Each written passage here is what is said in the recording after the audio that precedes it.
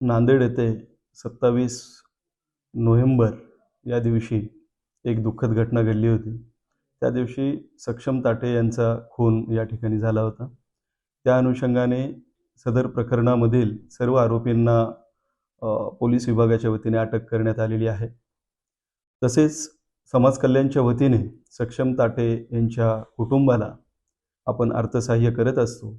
अर्थसहाय्यामध्ये आपण खून प्रकरणामध्ये 8,25,000 रुपये रक्कम त्यांच्या फॅमिलीमधल्या लोकांना देतो. तर सक्षम ताटे यांच्या आईच्या नावाने आपल्याकडं फिर्याद आलेली होती आणि एफ-आय-आरच्या अनुषंगाने आपण प्रथम हप्ता म्हणून 4,12,500 ही रक्कम आपण त्यांच्या अकाउंटला जमा करण्यासाठी प्रोसेस करत होतो.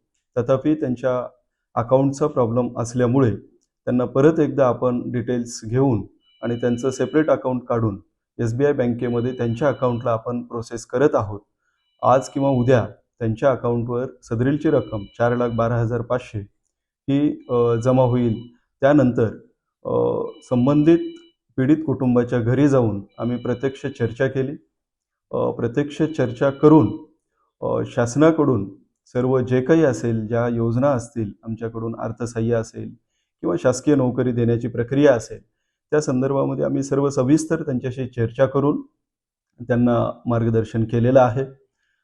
त्या कुटुंबातील पात्र व्यक्तींना आपण शासकीय नोकरी उपलब्ध करून देण्याच्या अनुषंगाने आपण प्रक्रिया करत आहोत. लवकरच त्यांना आपण शासकीय नोकरी पण देण्याचं म्हणजे शासन स्तरावरून निर्णय घेण्यात येणार आहे.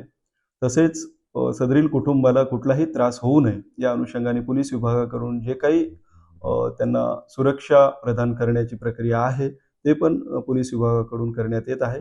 माननीय IG साहेब, माननीय जिल्हाधिकारी महोदय, माननीय पोलीस अधीक्षक महोदय यांच्या सर्वांच्या मार्गदर्शनाखाली पीडित कुटुंबाला न्याय देण्याच्या उद्देशाने सामाजिक न्याय विभागाकडून पूर्णपणे प्रयत्न आम्ही करत आहोत. 4,12,500 एफ-आय-आरवर दिल्याच्या नंतर उर्वरित रक्कम आपण संबंधितांचे चार्जशीट माननीय न्यायालयामध्ये गेल्याच्या नंतर आम्ही त्यांना देणार आहोत.